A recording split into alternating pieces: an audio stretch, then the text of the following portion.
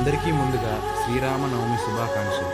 ఈరోజు మనం వాల్మీకి రచించిన రామాయణంలోని ఒక కథను తెలుసుకుందాం. లంకా యుద్ధం అనంతరం హనుమంతుడిపై అందరూ ప్రశంసలు కురిపించారు.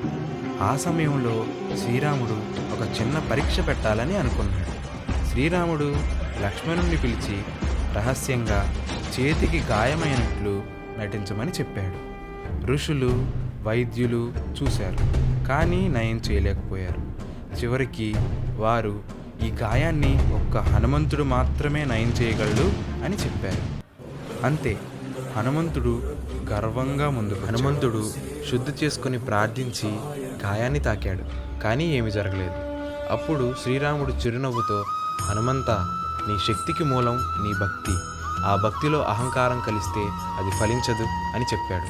హనుమంతుడు తల వంచి హృదయపూర్వకంగా ప్రార్థించాడు. ఇప్పుడు గాయాన్ని తాకాడు, వెంటనే నయమైంది.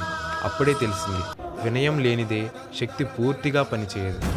నీ దగ్గర టాలెంట్ ఉంటుంది, నాలెడ్జ్ ఉంటుంది, కానీ గర్వం ఉంటే ఆ శక్తి వ్యర్థమవుతుంది. You may have talent and knowledge, but without humility, all that power becomes meaningless.